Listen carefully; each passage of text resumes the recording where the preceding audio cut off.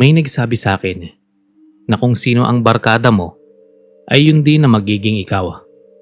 Kaya kapag napabarkada ka sa mga taong naliligaw ng landas, ay maliligaw ka rin ng landas. Hindi naman naliligaw ng landas sa mga naging barkada ko. Sa katunayan ay magaganda ang mga trabaho nila ngayon at mga professional na rin sila. Ang kaibahan nga lang ay masyadong weird ang mga trip nila. At dahil sa pagsama ko sa kanila, ay nagkaroon ako ng mga nakakatakot na karanasan. Bago ako magsimula, ay magpapakilala muna ako ng kaunti tungkol sa aking sarili. Ako si Drake, hindi ko totoong pangalan. Nagtatrabaho bilang consultant sa isang company. Libangan ko ang pakikinig ng horror kapag walang trabaho. At isa na nga rito ang iyong channel, Sorban. Ang ibabahagi ko sa inyo ay nangyari nung high school pa lang ako. Isa akong transferee student at napalagay ako sa pilot section. Kung ilalarawan ko ang sarili ko, ay hindi ako masyadong matalino. Naidadaan ko lang sa sipag at tiyaga ang taas ng grade ko. Sa aming section ay may 3 grupo. Ang unang grupo ay yung mga consistent honor student at palaging nananalo sa mga quiz bee. Kung ilalarawan ko sila, ay para silang yung mga classmate natin na kapag naging kagroup natin, ay wala na tayong maiaambag kasi sila na lahat ang gumagawa. O kaya naman babaguhin nila ang gawa mo kasi napapangitan sila.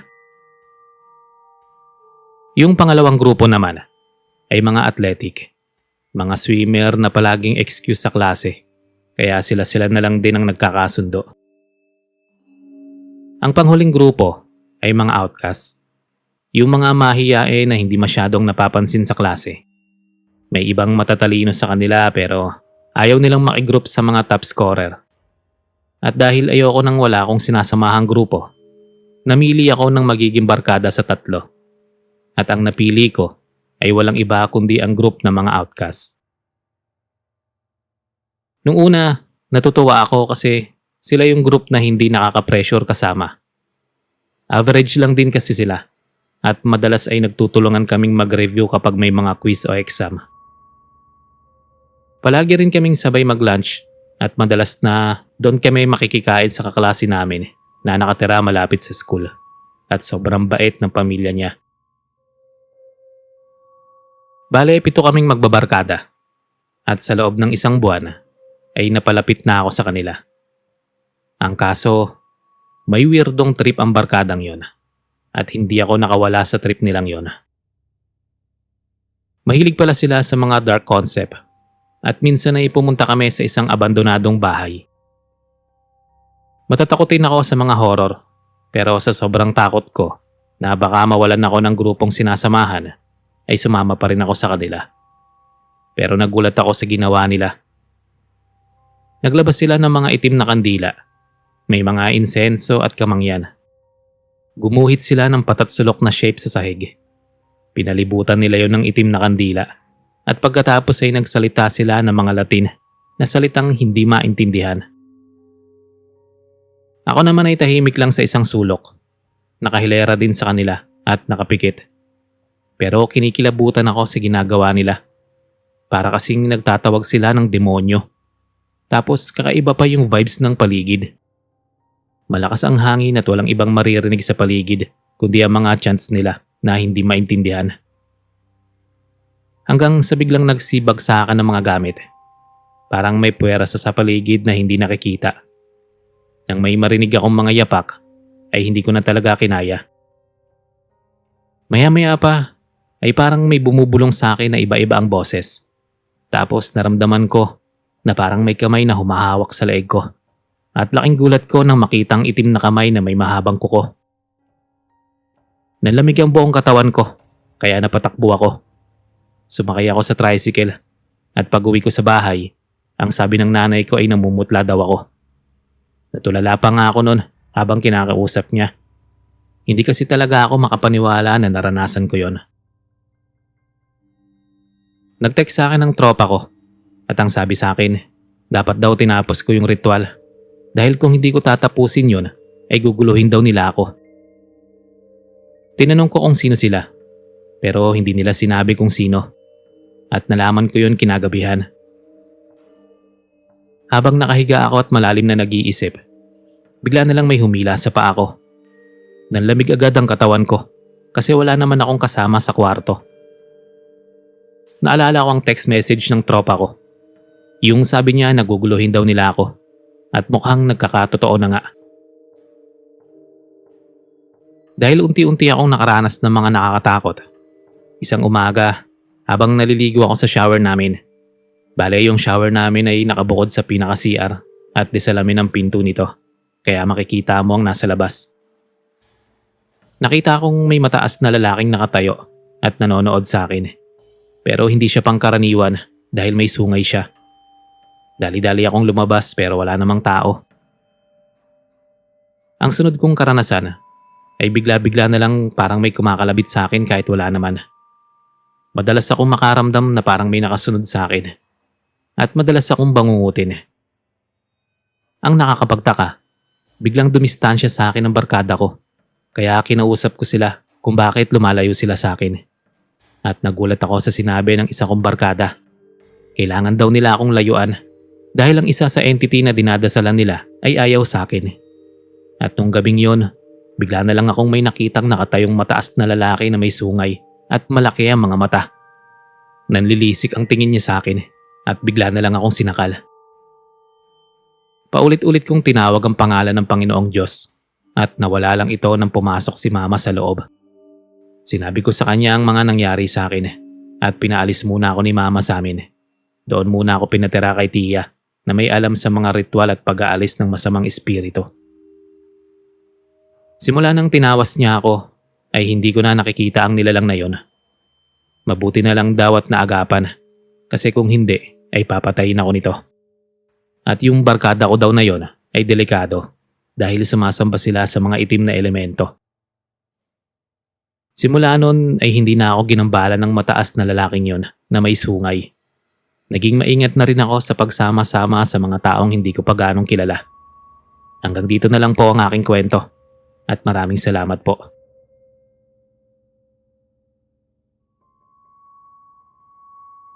Isang mapagpalang araw po sa iyo, Sir Van, at sa lahat ng taga-suporta ng channel mo.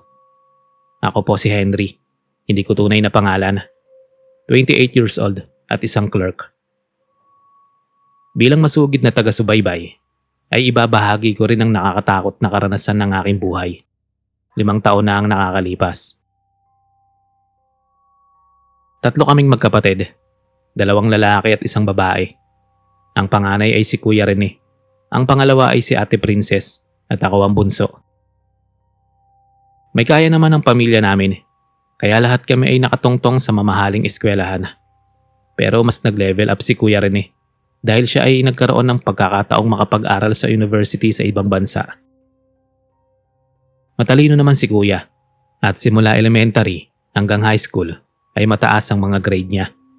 Bukod pa doon ay athletic din siya. Pero may napansin lang akong kakaiba sa kanya. Parang hindi nakaranas si Kuya ng kabiguan sa buhay. Naalala ko nung nakapasa siya sa university sa ibang bansa. Ito lang ang tanging university na in-applyan niya. Pero wala pang 1 linggo ay tumawag na sa kanya ang admission at sinabing pasado siya. Hindi rin daw gagastos sina Mama sa pag-aasikaso ng passport niya kahit mga bayad sa iba't ibang dokumento. Binigyan lang nila si Kuya ng allowance at ang sabi raw ni Kuya ay may 1 taong sasagot sa lahat. Nakasurvive si Kuya sa college life niya nang hindi gumagastos ng malaki sina Mama.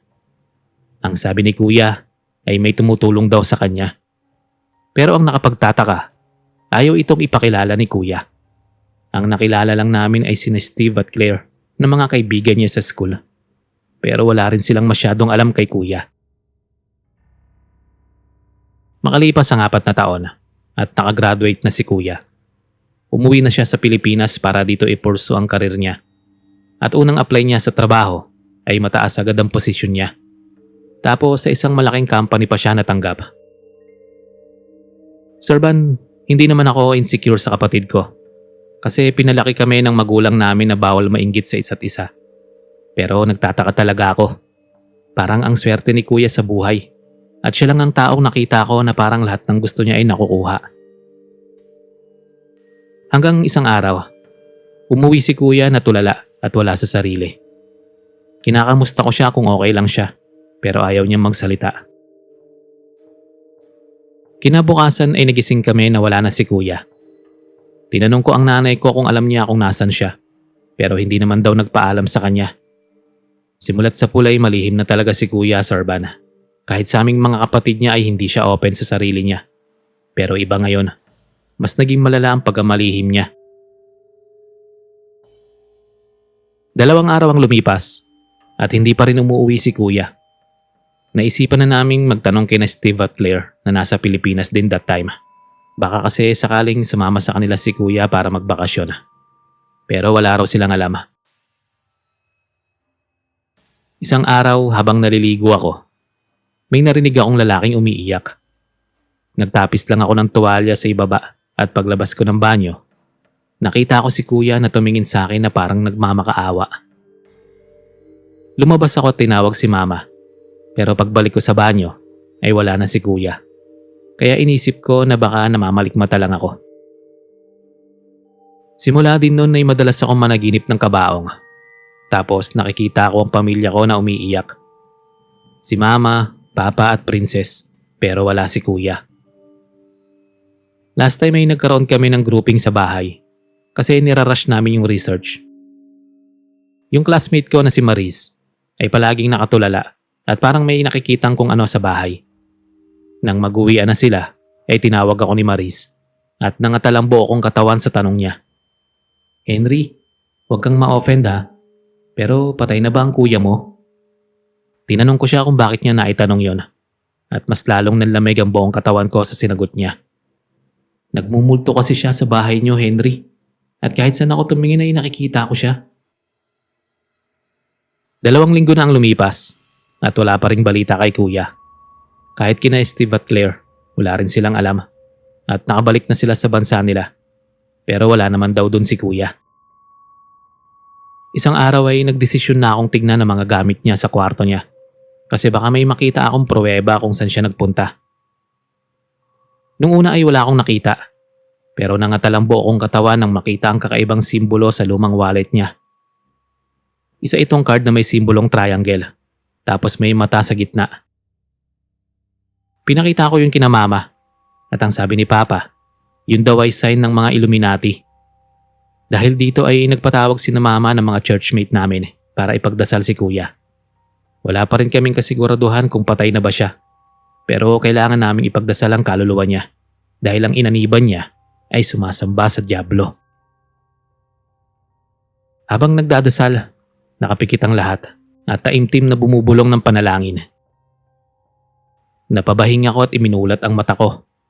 Sorban, nangilabot ako sa nakita ko. Sa gitna ay nakita ko si kuya na duguan, wakwak ang katawan at umiiyak ng dugo. Dahan-dahan siyang lumapit sa akin at parang hindi sumasayad ang paa niya sa sahig.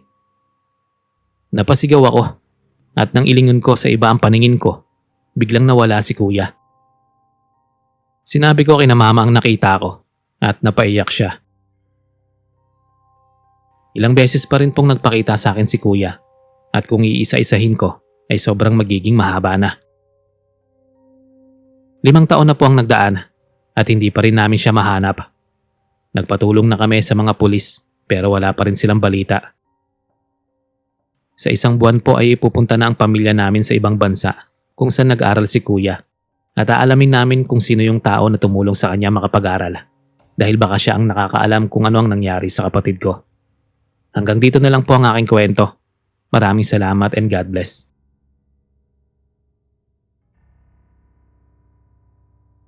Anong mararamdaman nyo kung nagpaparamdam ang isang taong matagal ng patay sa kakaibang paraan? Ganyan yung naranasan naming magkakasama sa isang organization at hanggang ngayon ay hindi pa namin ito makalimutan. Itago nyo na lang ako sa pangalang Kim, 29, at nagtatrabaho sa isang kumpanya sa Maynila. Ang kwentong ibabahagi ko sa inyo ay kailan lang nangyari. Marami na akong napagkwentuhan nito, pero marami ang hindi naniwala. At depende na rin sa inyong mga tagapakinig kung maniniwala kayo sa akin. Bago ang lahat, ikwento ko muna ang ilan sa tagpo ng buhay ko nung college ako. Nang mga panahong yun ay sobrang active ako sa pagsali sa mga organization. Nagsimula sa mga school organization hanggang sa sumali na rin ako sa mga local youth organization. Sa city namin ay merong samahan na nagkaroon ako ng medyo mataas na posisyon. Hindi ko na lang po babanggitin kung ano ang pangalan ng samahang ito dahil dito nagkaroon ng hindi magandang pangyayari. At para na rin maitago ang totoong identity ng mga taong sangkot dito. Sa samahan namin ay 10 kaming naging part ng council. Ang president namin that time ay itago na lang natin sa pangalang Jenny. Nagkaroon kami ng isang malaking project at community outreach sa lugar namin. Ang dami naming pinagdaanan mula sa paglalakad ng project hanggang sa pagsasagawa ng programa na sobrang daming nangyaring conflict. Naging successful naman kaya nagsuggest yung vice president namin na mag-beach kami. May kaya yung VP namin kasi yung parent niya ay parehas na negosyante. Tapos kamag-anak pa niya yung mayor at isang councilor ng city namin. Siya ang gumastos sa lahat, mula sa sasakyan, sa pagkain, hanggang sa entrance fee. Nung time na yun ay sobrang tahimik ni President. Hindi siya sumasama sa mga pagsasaya, mga iba't ibang activities, at palagi lang nakaupo, saka wala sa wisyo. Kinabukasan, nagising kami na wala sa cottage si Jenny. Hanggang sa narinig namin ang pagsisigawan sa labas. Kasi may natagpuan daw patay sa sukalan na malapit sa beach. At yun ay walang iba kundi si Jenny. Labis namin yung ipinagluksa. At dumating pa sa point na hindi na naging active ang samahan dahil marami nang nagsialisang member. Hindi kasi nila nagustuhan ang pamamalakad ng VP namin na pumalit kay Jenny. Dahil kahit close namin siya, aaminin ko na may pagkamasama ang ugali niya. Ilang taon nang lumipas at nagkanya-kanya kaming buhay. Tumigil na rin ako sa pagsali sa mga organization dahil naging graduating na. Inamag na yung group chat namin at nag-left na rin ako sa group chat ng mga organization. Ang itinira ko na lang ay yung group chat ng mga council. Nang 1 buwan lang naganap ang lahat. Rest day ko kinabukasan kaya pa scroll-scroll lang ako sa Facebook at TikTok. Inabot pa nga ako ng alas 12 sa pagsa-cellphone lang. Nang bigla na lang may nag-pop up na message. Akala ko may nangamusta lang sa GC ng council. Pero nanlaki ang mga mata ko nang makita ang pangalan ni Jenny at ang message niya ay ito. Hello guys, nakalimutan niyo na ba ako? Chinek ko ulit ang messenger kasi baka mamaya ay nagkaroon lang ng glitch. Pero siya talaga yung nag-message. Nag-send na rin yung iba pang council at nagulat sila nang makita yung message ni Jenny. Nag-message kami sa nanay ni Jenny at tinanong kung may gumagamit ba ng account niya.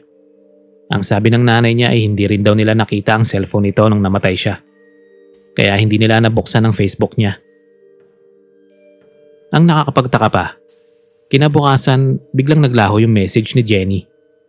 Dito na kami nag-decide na magkita-kita at pinapaamin pa nga namin ang isa't isa kung sinong nakakapagbukas ng Facebook ni Jenny. Pero walang umamin. Hanggang sa naalala namin na wala si VP. At ang sabi pa nga nung dati namin sekretary ay hindi na rin daw mahanap ang account nito kaya hindi nila ma-message. Tapos sabi naman nung treasurer namin na pinsan ni VP, 1 taon daw pagkatapos mabuwag ang samahan, ng ibang bansa na raw siya. Simula noon ay palagi ko nang napapanaginipan si Jenny at sa panaginip ko ay palagi ko siyang nakikitang nasa kabaong at yung itsura niya nung natagpuan ng bangkay niya. Isang araw, habang nakasakay ako sa jeep, gabi na nun, siguro mga alas 9 at 5 na lang kaming pasahero. Nakita akong nakaupo si Jenny sa pinakadulo. Nagkusot pa ako ng mata kasi baka ako namamalikmata lang ako. Pero hindi ako nagkamali sa nakita ko. Talagang siya yon. Namumutla akong umuwi sa bahay at kinagabihan, nagising ako dahil sa iyak ng babae. Nangingilabot na ang katawan ko nung time na yon. Kaya nagtalokbong ako ng kumot. Pero naramdaman ko na lang na may napakalamig na kamay na humahawak sa aking ulo. Nang alisin ko ang talokbong ko ay nakita ko si Jenny na nakatayo sa harap ko at nakangiti pero walang ekspresyon ang kanyang mukha. Nagsisigaw ako at bumangon sa aking higaan. Nakasalubong ko ang nanay ko na nung time na yon ay pupuntahan din pala ako sa kwarto ko. Sinabi ko kung anong nakita ko at nung time na yun pala ay napanaginipan din daw ng nanay ko yung president namin.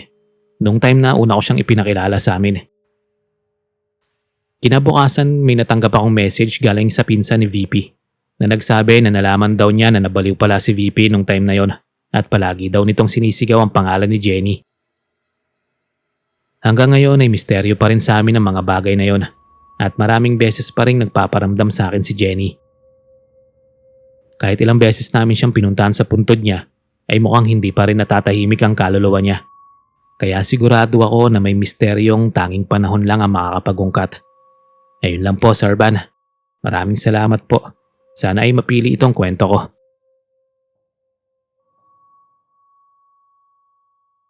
Dati ay hindi naman ako naniniwala sa mga sabi-sabi na marami daw nakatirang ibang nilalang sa probinsya o sa mga lugar na pabukid. Pero nang ako na mismo ang nakaranas, ay ayaw ko nang bumalik sa probinsya. Sobrang nakakatroma ang naranasan ko nung time na yon. Magandang araw po sa inyo, Sir Van, at sa lahat ng mga masugid niyong taga-subaybay. Ako nga pala si Ralph, 45 years old, at nagtatrabaho sa isang IT company sa Manila. 10 taon na ang nakalipas simula nang mangyari ang kwentong ibabahagi ko sa inyo, at sariwa pa rin sa isip ko ang lahat. Nung time na yun ay bago pa lang ako sa pinagtatrabahuan ko. Nagkaroon ako ng 3 malalapit na kaibigan. Tawagin na lang natin sila sa pangalang Ken, Jake at Mark. Si Ken ay taga Siquijor at one time, inaya niya kami na mamiesta sa hometown niya. Masaya daw kasi doon ang piyesta dahil may mga sayawan, masasarap ang mga pagkain at higit sa lahat, maraming magagandang babae. Tanda ko pa nga nun, tumalon sa sobrang tuwa si Mark kasi mahilig siya sa mga babae dahil single at may pagkababaero po talaga ang tropa namin yon. Mahal na araw ng mga panahong yon. At Wednesday pa lang ay wala na kaming pasok. Sinadya yung isuspend ng boss namin para daw makauwi sa probinsya mga uuwi. So bali mahigit 4 na araw kami sa bahay ni Ken. Bumiyahe kami ng madaling araw. Nakarating kami sa bahay ni Ken bandang 2:00 na ng hapon kasi sobrang layo at sumakay pa kami ng barko. Sobrang bait ng pamilya ni Ken. To the point na pagdating namin ay agad na naghanda namang masasarap na pagkain ng nanay niya. Katulad ng inihaw na tilapia na may lamang kamatis sa loob at dinuguan. Nang mga panahong yun ay puspusan na ang paghahanda nila sa piyesta. Ang sabi ni Ken ay masarap daw talaga magluto ang nanay niya kaya yung bahay nila ang madalas dinadayo. Kung ilalarawan ko pala yung lugar, ito ay nasa liblib na parte. Sobrang lalim na hindi ka makakapasok sa kalsada tapos may malawak na palayan. 4 na araw daw ang pagdiriwang ng piyesta sa baryo nila, sabi ni Ken. Yung bisperas ay para sa paghahanda. Ang araw ng piyesta ay para sa pagkain. Ang sumunod na araw ay para sa mga paligsahan, kagaya ng pagkanta at kung ano-ano pa. Ang panghuling araw naman ay para sa sayawan at inuman. Lahat ng yun ay ginaganap ng gabi. Sobra kaming nag-enjoy sa loob ng 3 araw. Kasi bukod sa masasarap ang pagkain, ay masarap din talagang kabanding yung mga taga ron. Pagsapit ng ika-4 na araw, bale araw ng Sabado yon. Dito na kami na-excite, lalo na si Mark, kasi maraming magagandang babae ang makakasalamuha namin. Talagang pinaghandaan namin yon at pumunta kami sa ilog para doon maligo. Masyado na kasing maraming naliligo sa tubig poso kasi 10 magkakapatid si Ken. Isama pa yung mga pinsan nila na doon din nakikiligo. Nauna nang matapos maligo si Mark sa ilog, habang kami nag-e-enjoy pa. Doon na siya nagbihis sa likod ng malalagong damo. Pagbalik ni Mark para siyang naka-jackpot. Tinanong ko siya, "Anong nangyari, pre?" Sabi ba naman nakakita raw siya ng magandang babae. Mukha raw Australiana tapos napakaputi. Sabi ni Ken ay baka raw si Rose na ang ama ay foreigner. Nakatira pa raw yun sa Ibayo. Ika nga niya ay abangan daw ni Mark sa sayawan. Nung nagsasayawan na, ay biglang nawala si Mark. Nung una, hindi namin ito pinapansin kasi baka kako hinahanap yung Rose na natipuhan niya. Pero tapos na ang inuman at sayawan, wala pa rin si Mark. Dito na kami nag-decide na hanapin siya. Nakarating pa nga kami sa ilog kakahanap sa kanya at doon namin nakita si Mark. Tulala at wala sa wisyo. Nagkantsawan pa nga kami. Sabi ni Jake ay baka raw binasted ng babae. Pero hanggang kinabukasan ay ganun pa rin si Mark. Maitim ang talukap na mga mata nito at hindi nagsasalita. Inihatid kami ng pinsan ni Jake papunta sa kalsada kasi medyo may kalayuan ito. At habang nasa sasakyan, dito ko na-realize na parang hindi si Mark ang kasama namin. Baliktad kasi ang refleksyon ng kanyang mga mata at wala siyang nunal sa dibdib. Bigla na lang may dumaan na itim na pusa sa daraanan ng sasakyan at pagharap ko kay Mark, nakita akong nag-iba ang kulay ng mata niya. Naging purong puti. Pagkatapos noon ay bumangga ang sasakyan namin sa isang puno. Nang mga time na yon, habang nahihilo ako dahil sa lakas ng impact at umaagos ang dugo sa ulo, nakita kong nakatayo si Mark at nakatingin sa akin na parang nakangiti pa. Lahat kami ay duguan pero si Mark ay wala man lang sugat. Nawalan na ako ng malay noon at pagising ko ay nasa ospital na ako sa Maynila. Ipinatransfer din kasi kami kaagad dahil yun ang pakiusap ng mga pamilya namin. Nandoon ang pamilya ni Mark, hinahanap siya. Umiiyak na sila kasi hindi nila makontak. Ang sabi namin ay kasama namin siya. Pero ang sabi naman nila, kaming 4 lang daw kasama ang pinsan ni Ken ang natagpuan sa bumanggang puno. Lumipas pa nga ang ilang araw at wala talagang umuwing Mark. Sa pagkakataon na yun ay doon ko na na-realize na hindi si Mark yung kasama namin. Ito ay isa lang copycat niya. Posibleng isang dewata o engkanto yung babaeng nakita ni Mark sa ilog at posibleng kinuha niya na si Mark at pinalitan ang katawan nito. At yung copycat na yun ay malas kaya kami nabangga. Sa ngayon ay 3 taon na ring hindi umuwi si Mark at tinanggap na lang ng pamilya niya na mas malaki ang tsansa na wala na siya. Hindi ko pa rin talaga lubos na maisip paano nangyari yon. Pero isa lang ang sigurado, misteryo.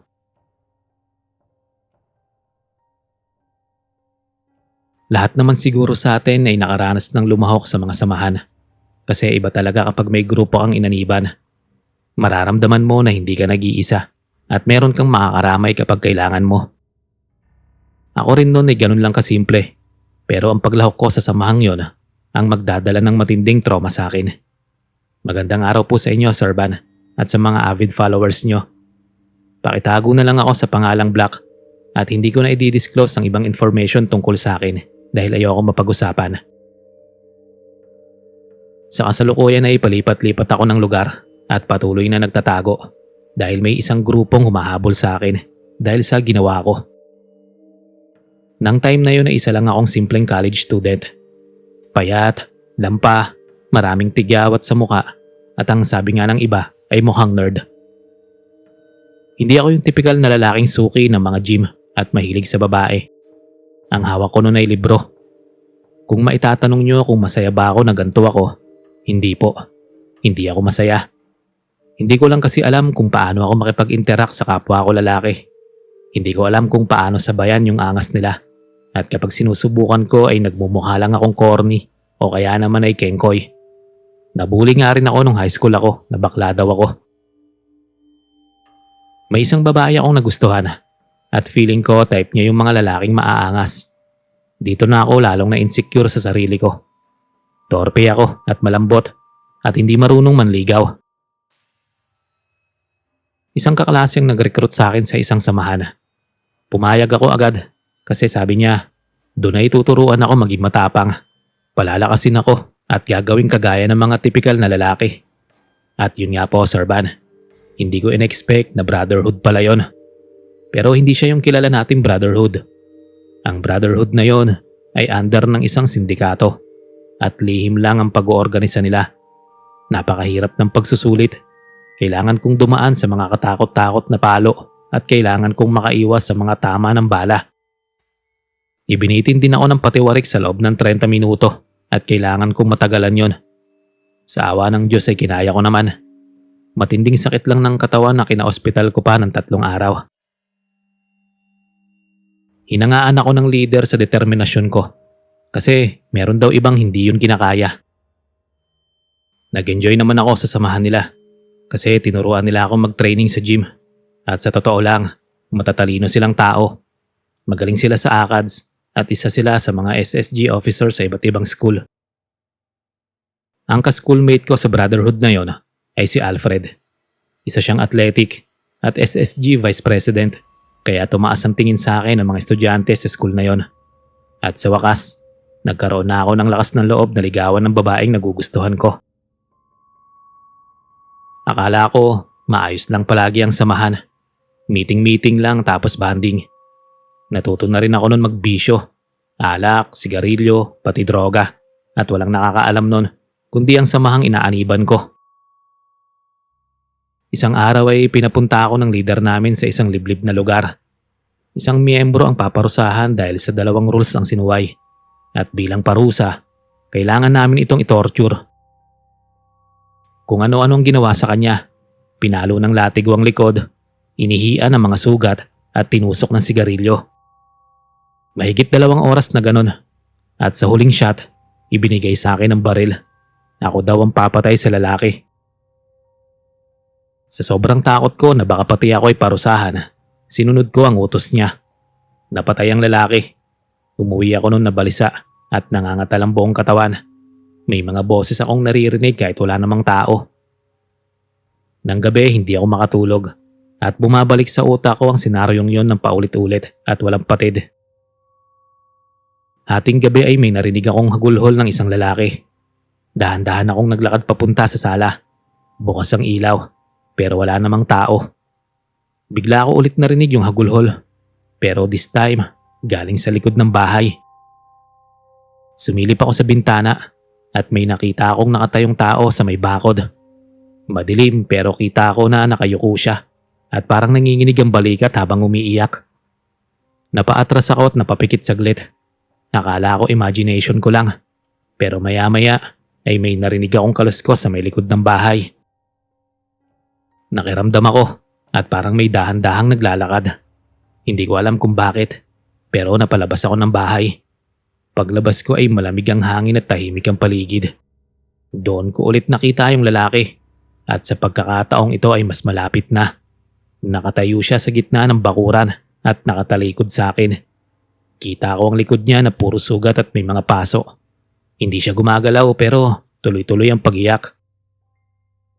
Gusto kong tumakbo pabalik sa loob pero parang hindi ako makagalaw sa kinatatayuan ko. Unti-unti siyang lumingon. Kahit madilim ay nakita ko ang mukha niya at sigurado akong siya yung lalaking pinarusahan namin. Namumutla ang balat at basa ng luha ang mukha. Maputla at maitim ang talukap ng mga mata. Nakatingin lang siya sa akin at hindi nagsasalita.